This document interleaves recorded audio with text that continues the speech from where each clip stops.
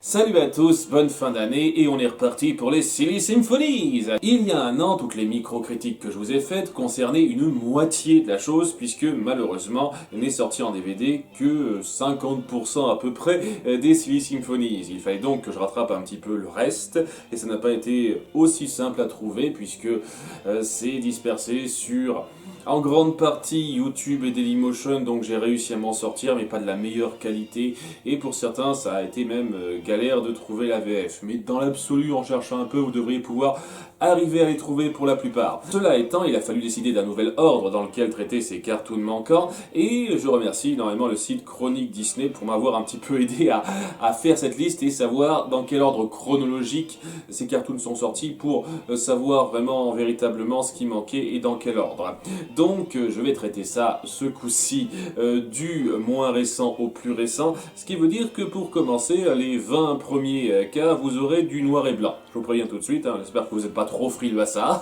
En tout cas, on commence tout de suite cette revue du reste des Silly Symphonies avec pour commencer El Terrible Toreador, un cartoon qui parle d'un toréador qui passe la moitié de son temps à ne pas être trop là puisqu'on suit surtout des petits délires dans un bar avec cette espèce de proto-Betty Boop et cette espèce de Kouja qui essaye de la draguer. Et dans la seconde moitié, avec une transition de boucher, c'est-à-dire totalement charcutée, on passe donc à la tauromachie que promet un tout petit peu ce titre. Et ouais, c'est du cartoon où s'enchaînent les choses de façon pas particulièrement recherchée, où on joue un peu trop sur la physique facile de cartoon, c'est-à-dire nos personnages élastiques qui peuvent étirer leurs membres, et je trouve que ça ôte un peu de consistance. Les meilleurs cartoons sont ceux qui savent jouer avec leur physique.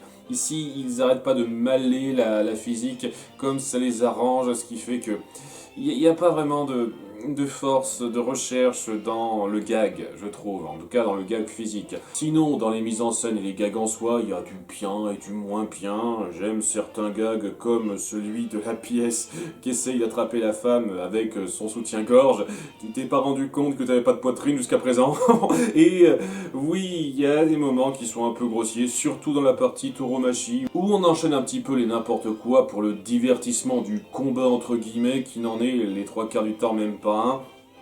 Et ça n'est pas vraiment la fin complètement brusque, où le mec va quand même jusqu'à étriper la bestiole de l'intérieur. Burk. Bref, c'est du cartoon pas très recherché, qui peut faire un peu sourire si on réfléchit pas trop, et qui peut être un peu discutable avec les mœurs de maintenant, vu que la tauromachie à l'époque c'était considéré comme une pratique totalement normale, maintenant c'est beaucoup plus décrié.